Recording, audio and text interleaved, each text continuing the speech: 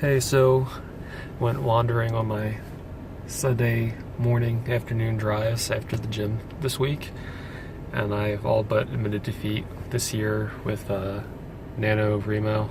I just don't think it's happening, at least in the capacity that I would have wanted it to. I get too scatterbrained, especially when I'm not totally committed to a story. So I had 3 previous projects that I wanted to work on, and I've been, working on them piecemeal, but it's just not the same. So I'm just gonna keep working on them like I always do, but admit defeat, like I said.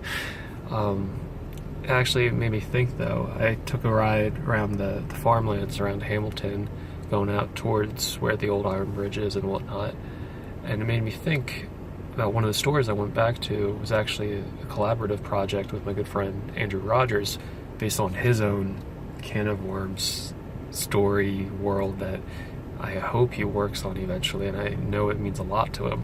But mine was kind of a side story entry in the whole thing tentatively called Saint Concubine. And without getting into too many details of it, the beginnings of the story are very typical in my writing about a lack of a better word, depressing upbringing, and then trying to be normal in a not normal world. And it was just interesting to me that the story that I thought I had pinned down so point blank in my mind for exactly what I want to say, how who this person is and whatnot, and I go back to my notes, not even a year removed from the project, to work on it this month, and how completely different it evolved in my mind from then what I thought was so blatantly obvious and streamlined from the get-go. And I thought that was just really interesting to me. And it's a week from a major holiday, and I'm driving out here, and how beautiful and depressing it looks. And my car's falling apart too. I gotta get that reupholstered. Just how beautiful it is out here.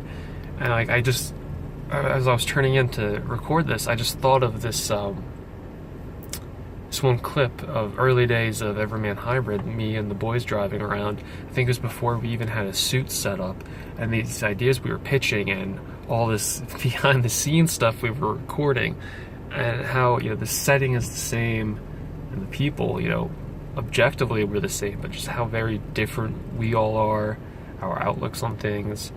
And to go back probably 6 years at this point, and to talk to those versions of ourselves that this is what it's evolved to, both EMH and our lives as a whole, and how beautiful and scary that is to think of.